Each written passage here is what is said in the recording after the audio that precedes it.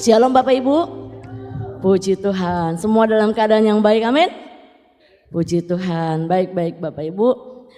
Hari ini kita akan berbicara tentang kerendahan hati. Tema yang diberikan oleh Bapak Gembala sepanjang bulan ini adalah karakter Kristus. Dan hari ini kita bicara tentang kerendahan hati. Saya percaya kita semua mau menjadi sama seperti Kristus. Amin. Amin saudara. Kalau kita mau menjadi seperti Kristus, berarti kita harus belajar karakternya Kristus. Ya, karena Kristus mempunyai karakter-karakter yang harus kita ikuti, harus kita teladani. Ya, saudara, ada 2 ekor kambing yang berjalan dari arah berlawanan di sebuah pegunungan yang curam. Dan pada saat itu kebetulan mereka bersamaan tiba di sebuah jurang yang dalam yang di bawahnya ada aliran sungai yang deras, dan untuk bisa menyeberangi sungai tersebut ternyata di situ ada sebuah pohon yang jatuh tanpa sengaja dan akhirnya menjadi sebuah jembatan. Dan pohon ini bukan pohon yang besar, pohon ini adalah pohon yang kecil yang hanya bisa dilalui oleh 1 orang atau 1 ekor hewan saja, saudara. Manusia tidak berani untuk menyeberanginya karena saking kecilnya batang pohon tersebut, saudara. Nah, kambing yang namanya hewan pasti nggak ada punya rasa takut, ya kan? Dia pasti akan lalui saja. Dan 2 ekor kambing ini sama-sama ingin mendahului untuk tiba di seberang. Dan kemudian mereka berdua ini sama-sama berjalan, saudara. Dan ketika mereka berjalan sampai pada titik di pertengahan jurang tersebut, mereka ini mau sama-sama saling mendahului, tidak ada yang mau mengalah, saudara. Dan akhirnya mereka saling menanduk, saudara. Berusaha untuk mendesak yang lainnya supaya dia bisa mendahului, bisa sampai ke seberang duluan. Nah, pada waktu mereka saling menanduk, goyang batang pohonnya. Mereka kedua kambing ini takut, berhenti dulu sejenak. Tetapi karena egonya, karena pengen mendahului, karena merasa dia paling kuat, mereka berdua melakukannya lagi, saling mendorong, saling mendesak, saudara. Semakin parah goyangannya batang pohon tersebut, dan mereka akhirnya diam, berhenti. Daripada dua-duanya jatuh mungkin kayak gitu ya, kambing juga punya pikiran takut jatuh. Dan kemudian akhirnya salah satu daripada kambing tersebut, mungkin yang besar, itu menundukkan kepalanya, membiarkan lawannya itu berjalan menaiki badannya dan kemudian melewatinya. Nah, setelah lawannya itu bisa melewati, dan akhirnya dua-duanya bisa tiba di seberang dengan selamat, saudara. Nah, dari sini kita bisa belajar, saudara. Ilustrasi yang singkat ini sederhana ini mengingatkan kita bahwa pentingnya kerendahan hati. Kita nggak perlu ngotot-ngotot seperti kambing. Kalau kedua kambing ini nggak mau berhenti untuk mendorong, saya percaya dua-duanya pasti akan jatuh. Saudara, kesombongan dan tinggi hati seringkali membawa kita malah kepada bahaya atau celaka. Baik kepada diri kita sendiri, juga kepada orang lain, ya kan? Kalau seperti kambing ini kita berada di posisi yang seperti itu, kita dorong-dorong lawan kita, dua-dua kita dan lawan kita pasti sama-sama jatuh, sama-sama celaka, saudara.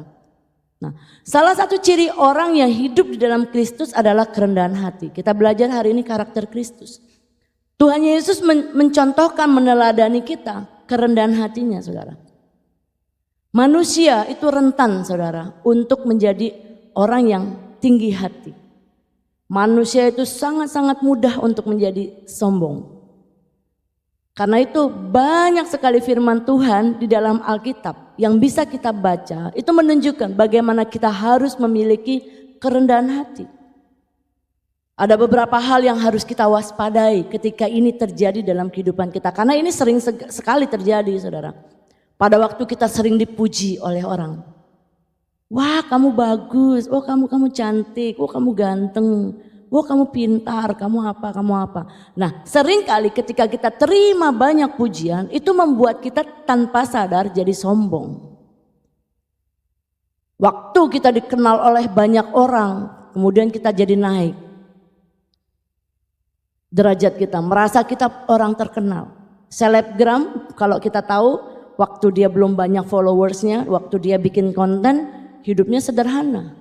Tapi ketika dia menjadi seorang selebgram yang terkenal, banyak followersnya, banyak likesnya, dan dia banyak konten-konten yang menarik dan diikuti dan dipuji oleh orang, gaya hidupnya berubah jadi sombong, saudara. Waktu kita mempunyai fisik yang bagus, dulu waktu dia gemuk, wah gak ada yang melihat, gak ada yang noleh pun enggak. Kemudian dia berusaha untuk membuat dirinya jadi slim, jadi bagus gitu. Waktu dia memiliki postur tubuh yang bagus, banyak yang memuji, itu menjadikan potensi yang besar sekali untuk orang itu menjadi sombong, saudara. Apalagi yang harus kita waspadai supaya kita tahu bahwa hal-hal seperti ini kalau kita tidak jaga hati, itu membuat kita jadi orang yang tinggi hati. Pada waktu kita diberikan wewenang, pada waktu kita diberi kekuasaan, itu bisa membuat kita jadi orang yang tinggi hati, saudara. Kita harus hati-hati. Kita harus hati-hati untuk semua hal-hal. Banyak hal yang bisa membuat kita jadi tinggi hati. Karena itu kita harus waspada, saudara. Jangan sampai kita jadi orang yang sombong. Nah, kita belajar hari ini kebenaran Tuhan supaya kita bisa apa? Supaya kita bisa menerima berkat Tuhan dan tetap memiliki kerendahan hati. Diberkati Tuhan tapi tetap rendah hati. Itu yang kita mau, ya. Itu yang kita mau.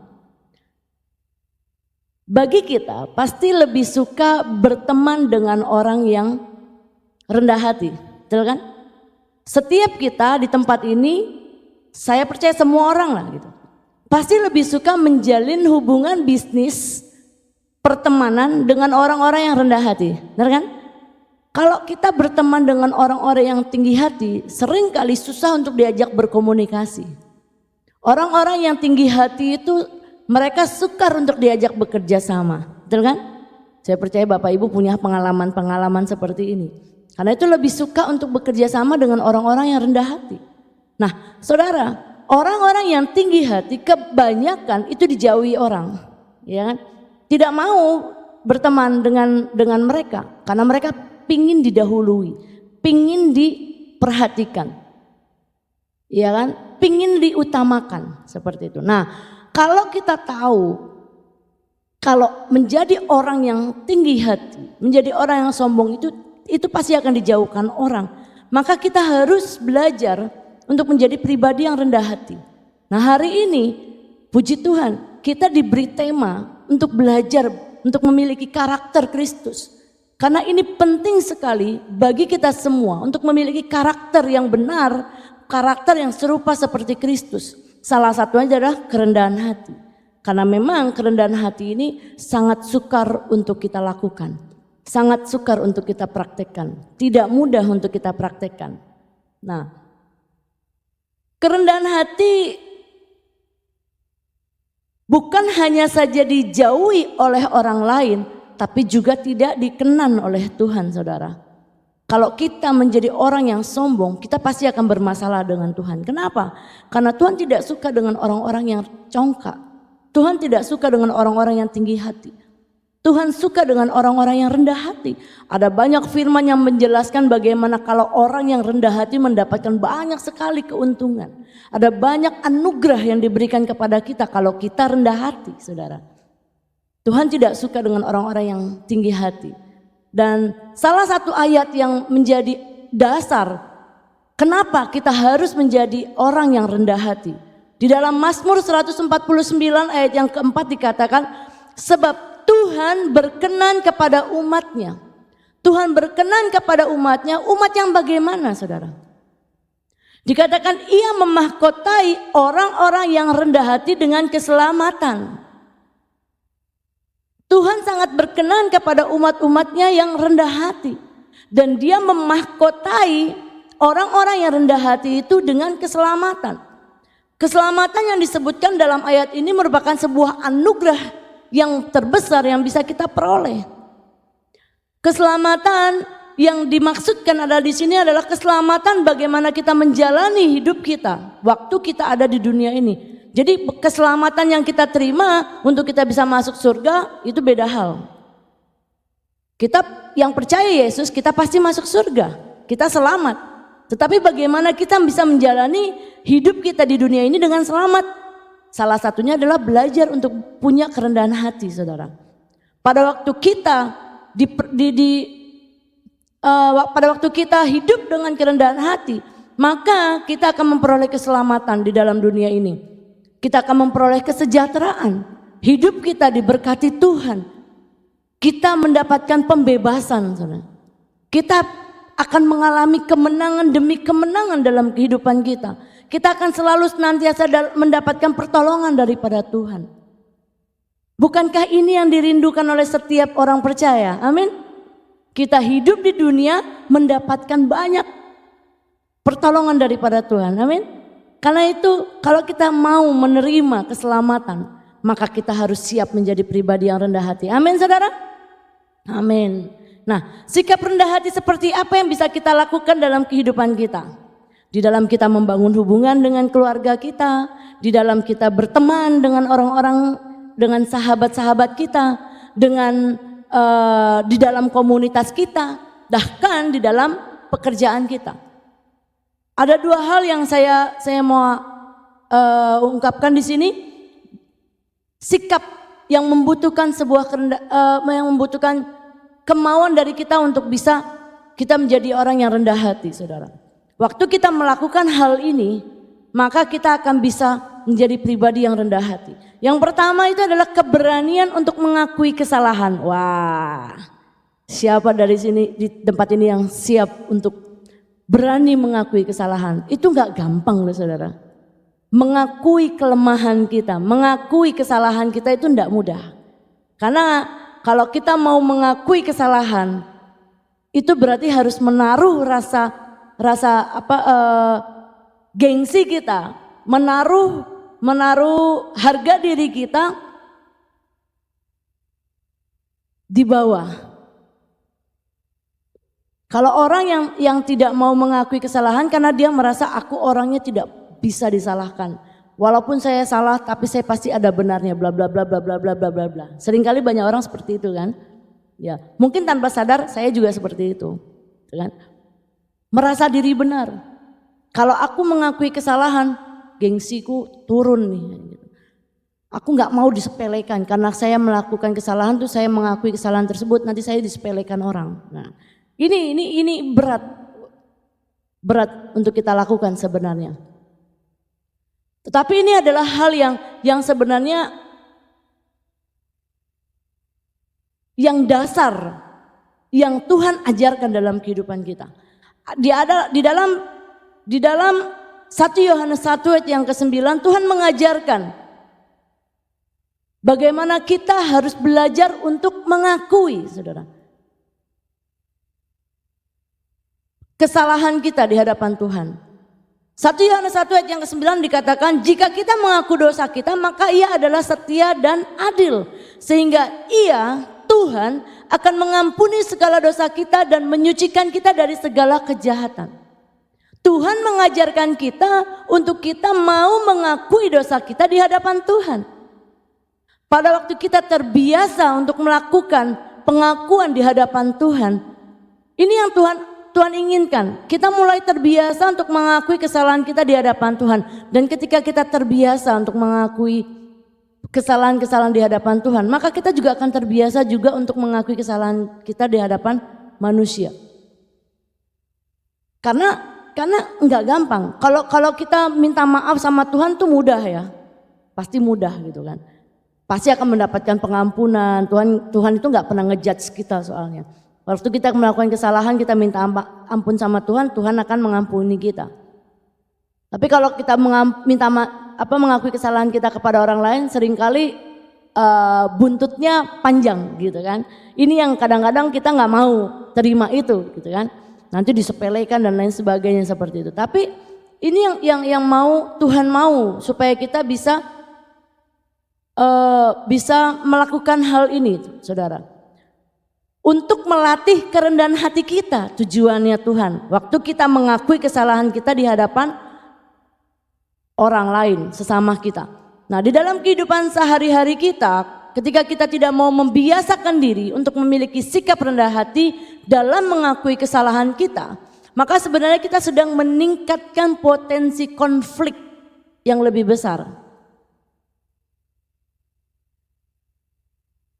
Kalau kita melakukan kesalahan kecil dan terus terjadi diulang-ulang tanpa ada pengakuan atau permintaan maaf, hal itu bisa membuat dan menimbulkan konflik yang lebih besar di masa yang akan datang, saudara.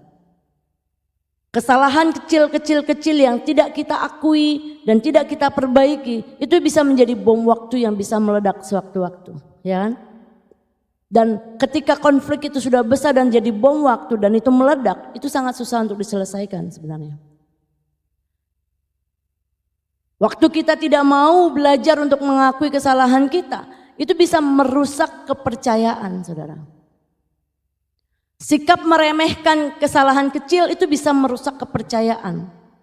Di dalam pekerjaan, waktu kita melakukan pekerjaan kita dengan membuat sebuah kesalahan terus, saudara. Dan kita tidak memperbaikinya, itu membuat kepercayaan pemimpin atas kita itu berkurang. Bisa jadi membuat kita akhirnya kehilangan pekerjaan. Bom waktu. Aku ngapain bayar orang yang bikin kesalahan terus? Capek ngajarin terus tapi gak ada perubahan. Udah ganti orang lain. Aku punya uang, aku bisa gaji orang yang lebih bisa. Bisa jadi seperti itu, ya kan? Nah, kita harus berhati-hati, saudara. Jangan sampai kita kehilangan kepercayaan. Waktu kita mempunyai teman dan teman itu curhat kepada kita dan kita terima curhatannya, kemudian kita memiliki kesalahan terhadap teman kita, kita ceritakan masalah teman kita kepada orang lain. Dan teman kita yang kita ceritakan itu tahu. Dia dibocorin rahasianya. Temannya sudah tidak percaya lagi dan gak akan pernah curhat lagi. Hilang kepercayaan untuk menjadi tempat curhatan. Dan bisa jadi orang yang kita bocorin, maksudnya kita bocorin rahasia si A, kita ngomong ke B, bisa jadi B juga tidak akan mau percaya sama kita. Jangan-jangan nanti masalahku diomongin ke yang lain, ke E, F, G, A, semua orang mungkin diberitahu seperti itu. Hilang kepercayaan, saudara. Saya percaya kita semua menjadi orang yang bisa dipercaya, amin. Amin. Jadi jangan sampai kita memiliki kesalahan-kesalahan kecil yang kita lakukan terus menerus. Dan waktu kita melakukan kesalahan kecil seharusnya kita ngomong, gitu kan. Tadi sorry ya, aku kelepasan ngomong masalahmu kepada yang lain. Tapi cuma kali itu aja. Nah, waktu kita berani bertanggung jawab dengan kesalahan kita, saya percaya masalah itu selesai, gitu kan. Tetap menjadi orang yang bisa dipercaya. Jadi jangan sampai kita melakukan kesalahan-kesalahan kecil ini yang terus membuat akhirnya kita kehilangan kepercayaan. Di dalam kehidupan rumah tangga kita, waktu kita mau mengakui kesalahan dengan pasangan, misal berbeda pendapat, kemudian saling berdebat. Tiba-tiba ada perkataan-perkataan yang menyakiti pasangannya. Dan dia tahu kata-kataku menyakiti hatinya. Kalau saat itu dia langsung mengakui, sorry ya sayangku, aku tadi nyakiti hatimu ya. Tadi ada kata-kata yang menyakiti. Iya, kamu tuh kok ngomongnya kayak gitu sih, bla bla bla bla bla. Ya udah, aku minta maaf ya. Selesai. Kalau kita tidak mau mengakuinya, apalagi perempuan nih cerita. Saya perempuan soalnya. Waktu suami kita, pasangan kita ngomong yang menyakiti hati kita, satu saya simpan. Kemudian di lain waktu berdebat lagi, bertengkar lagi, kita juga terima perkataan yang menyakiti hati, simpan lagi 2. 3, 4, lama-lama hatinya jadi meledak nih. Saking jengkelnya bisa-bisa langsung biar pisah aja. Aduh, itu bahaya kayak kan. Makanya kita harus sebagai pasangan, baik itu laki-laki maupun yang perempuan, sama-sama punya potensi melukai pasangan. Jadi harus sama-sama punya keberanian untuk mau mengakui kesalahan kita. Punya kerendahan hati untuk melakukan pengakuan waktu kita melakukan kesalahan, saudara. Kalau itu terjadi, maka hubungan suami istri akan selama-lamanya sampai maut memisahkan. Amin. Amin. Oh berat ya. Memang berat untuk mengakui kesalahan, minta maaf karena kesalahan kita. Itu memang berat. Kita harus menaruh harga diri kita di bawah. Tapi itu yang Tuhan mau. Ya, itu yang Tuhan mau. Kata maaf itu bisa menjadi sebuah es batu di tengah panasnya cuaca, ya seperti itu. Jadi adem gitu, lega seperti itu. Untuk orang tua yang suka seringkali kadang-kadang menegur anaknya dengan kata-kata yang keras, kita juga harus berhati-hati. Waktu kita ngomong sepatah kata yang melukai hati anak kita dan kita tidak mau minta maaf, itu memupuk kesalahan yang menjadikan anak kita seorang pemberontak. Jadi jangan salahkan anak kita kalau ketika dia besar nanti dia nggak akan nurut sama kita. Dia menolak didikan kita. Kenapa? Hatinya luka. Ada banyak kata-kata yang melukai hatinya. Dan sebenarnya kita sadar sebagai orang tua, tadi aku ngomong terlalu keras. Tetapi karena gengsi kita sebagai orang tua tidak mau minta maaf kepada anak, akhirnya anak terluka. Jadilah anak yang tidak bisa kita pegang lagi. Hati-hati saudara. Kalau kita mau saling mengakui kesalahan satu dengan yang lainnya, kita pasti akan memiliki keluarga yang harmonis. Amin. Ya. Di dalam pekerjaan kalau kita mau mengakui kesalahan-kesalahan kita, maka kita akan memiliki masa kerja yang lebih panjang. Bahkan kita juga pasti akan menerima promosi. Mungkin ada kenaikan, ya, kenaikan jabatan seperti itu. Waktu di dalam pertemanan kita mau saling mengakui, kalau kita mengakui kesalahan, ada kesalahan, maka kita akan memiliki teman rasa saudara, saudara. Jadi dan pastinya untuk mau melakukan pengakuan atas kesalahan yang kita lakukan itu dibutuhkan kerendahan hati tentunya. Waktu kita terbiasa untuk melakukan hal-hal seperti ini, maka itu akan membuat kita semakin rendah hati. Amin saudara. Jangan takut untuk melakukan, jangan malu untuk melakukan pengakuan, mengakui kesalahan-kesalahan kita. Karena itu akan membuat kita terbiasa dan menjadi orang yang rendah hati. Amin. Ya. Apalagi yang membuat kita menjadi hati yang baik, yang memiliki kerendahan hati. Yang kedua adalah mau diajar dan belajar, saudara. Firman Tuhan dikatakan dalam Mazmur 25 ayat yang ke-9, Ia membimbing orang-orang yang rendah hati. Tuhan membimbing orang-orang yang rendah hati menurut hukum. Dan Tuhan mengajarkan jalan-jalannya kepada orang-orang yang rendah hati. Tuhan tidak akan mau mengajarkan orang-orang yang tinggi hati. Karena setiap perkataannya itu pasti akan mental. Jika disampaikan kepada orang yang keras hati, tinggi hati, tidak mau dibentuk. Sangat penting untuk kita semua mau diajar oleh Tuhan. Sangat penting untuk kita belajar mengenali jalan-jalannya Tuhan. Adalah baik bagi kita belajar dari Tuhan tentang akan jalan-jalannya Tuhan. Jalan Tuhan bagi orang percaya itu yang terbaik, saudara. Karena apa? Karena ujung dari jalan yang Tuhan berikan bagi kita itu selalu memberikan kebaikan dalam kehidupan kita. Amin. Jalan Tuhan itu jalan yang menuntun kita kepada apa yang benar. Tuhan mengajarkan kepada kita apa yang baik, apa yang adil, apa yang bijaksana, yang berkenan di hadapan Tuhan. Jalan-jalan Tuhan gak akan pernah membawa kita kepada kejahatan, saudara.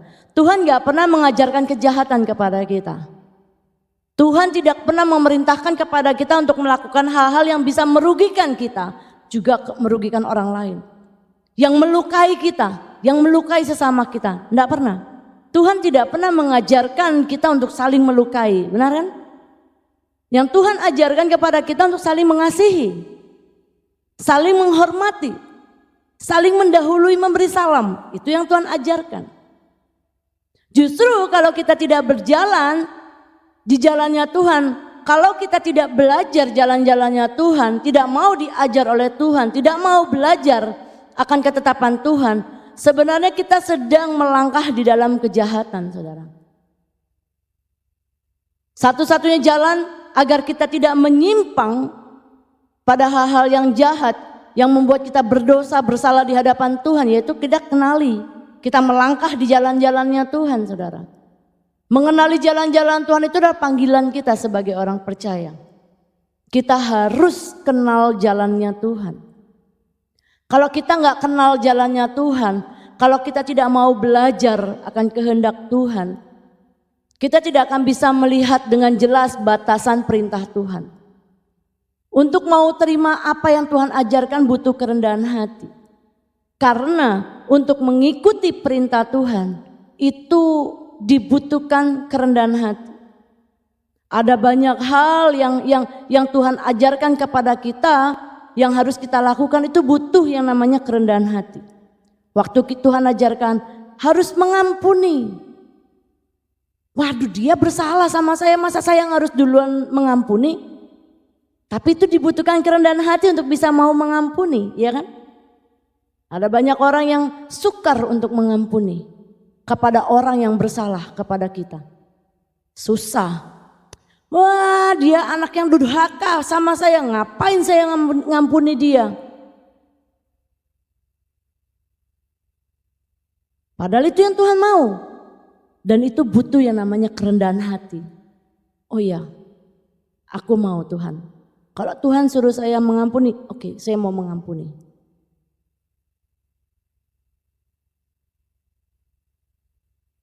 Banyak hal yang Tuhan ajarkan yang seringkali butuh yang namanya kerendahan hati untuk melakukannya. Tapi itu perlu sekali, saudara, kita harus melakukannya. Banyak kali dari kita yang tidak mau belajar apa yang menjadi kehendak Tuhan. Sehingga akhirnya melakukan seakan-akan itu benar, tetapi itu salah gitu loh di hadapan Tuhan. Contohnya gini, Daud salah satunya. Daud itu memindah di dalam 2 Samuel 6, Daud itu memindahkan tabut Tuhan dari rumahnya Abinadab, dipindahkan ke istananya. Di sana ada bait Allah yang didirikan oleh Daud. Tapi dia lakukan dengan caranya sendiri, saudara. Benar apa yang dilakukan Daud. Tabut Allah harus kembali berada di tengah-tengah bangsa Israel. Benar, langkah yang dikerjakan Daud betul. Dia siapkan, seakan-akan betul, dia siapkan kereta yang baru. Awalnya baik-baik saja. Tabut Allah dimasukkan ke dalam kereta yang baru, kemudian Daud dan seluruh kaum Israel bersorak-sorai memuji Tuhan karena bait Allah mau dipindahkan kembali. Kemudian pada waktu keretanya itu sedikit oleng, tabutnya hampir jatuh. Ada 2 orang yang berusaha untuk menahan supaya jangan sampai jatuh tabutnya. Tapi ternyata itu salah. Mati karena memegang tabut Allah. Kedua orang ini harus mati. Dan akhirnya apa? Daud sadar. Daud tidak belajar akan ketetapan Tuhan. Untuk mengangkut tabut Allah itu tidak boleh masuk dalam kereta. Harus diangkut dengan para imam. Karena Daud tidak belajar, tidak mengerti, akhirnya ada korban di sana, saudara. Biar kita belajar, saudara. Dan kemudian Daud setelah tahu bahwa untuk mengangkut tabut Allah tidak boleh naik kereta, harus diangkut oleh para imam. Akhirnya waktu dia mengalami masalah kejadian, tabut Allah itu akhirnya ditaruh sementara di rumah Obed-Edom. Tapi karena dia lihat rumah Obed-Edom diberkati karena adanya tabut Allah, kembali akhirnya dia mau pindahkan kembali ke istananya kembali. Dan dia lakukan dengan cara yang benar karena dia tahu ketetapan Allah. Dia usung dengan para imam. Dan setiap 6 langkah memberikan korban kepada Tuhan.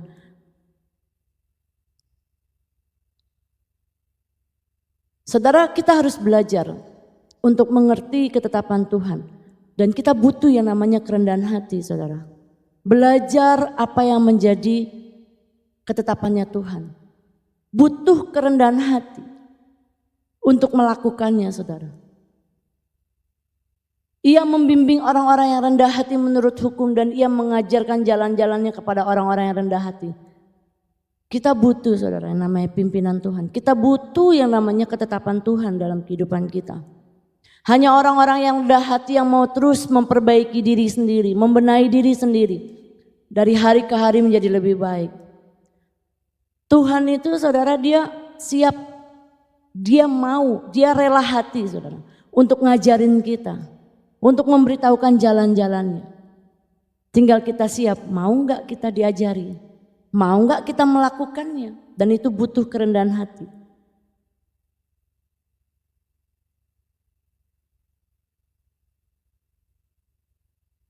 Saudara siap untuk dibimbing oleh Tuhan? Saudara siap untuk belajar akan ketetapannya Tuhan? Kita butuh kerendahan hati. Waktu saudara punya kerendahan hati, aku siap Tuhan. Ajari aku, kasih tahu aku apa yang harus aku lakukan, dan dengan rendah hati kita lakukan. Saudara pasti akan menerima pertolongan daripada Tuhan. Amin. Saya undang imam musik dan pemuji untuk kembali ke atas mimbar. Ayat yang terakhir, saudara. Amsal 22 ayat yang keempat. Ganjaran kerendahan hati dan takut akan Tuhan adalah kekayaan, kehormatan, dan kehidupan. Upah daripada kerendahan hati. Waktu kita melakukan kerendahan hati, waktu kita memiliki kerendahan hati dan takut akan Tuhan, ada kekayaan, kehormatan, dan kehidupan yang menjadi bagian dalam kehidupan kita. Ini adalah ungkapan perjanjian lama yang menggambarkan suatu hidup yang penuh dengan berkat-berkat Allah. Saudara rindu untuk terima berkat-berkat Allah? Amin. Mari saudara. Punyai kerendahan hati. Takut akan Allah. Saya percaya setiap kita pasti akan diberkati oleh Tuhan. Saya percaya setiap kita akan diberikan kehormatan. Setiap kita akan diberi kehidupan oleh Tuhan. Tapi kita harus punya kerendahan hati dalam kehidupan kita. Ayo kita mau mulai jadi pribadi yang rendah hati, saudara. Ada banyak hal yang baik waktu kita punya karakter yang rendah hati, saudara. Tuhan memberkati kita. Kita bisa menjalani hidup kita dengan baik bersama dengan Tuhan. Dan kita juga memiliki hubungan dengan sesama kita juga lebih baik. Amin. Enggak enak kalau kita punya hubungannya tidak baik dengan orang-orang sekitar kita. Kita pingin di mana kita berada seperti surga. Ada damai sejahtera, ada sukacita. Tapi kalau kita tidak mau memiliki kerendahan hati, tidak akan bisa terjadi, saudara. Mari saya undang untuk bangkit berdiri bersama-sama. Tuhan berkenan kepada umatnya. Ia memahkotai orang-orang yang rendah hati dengan keselamatan. Ini yang kita rindukan dari Tuhan.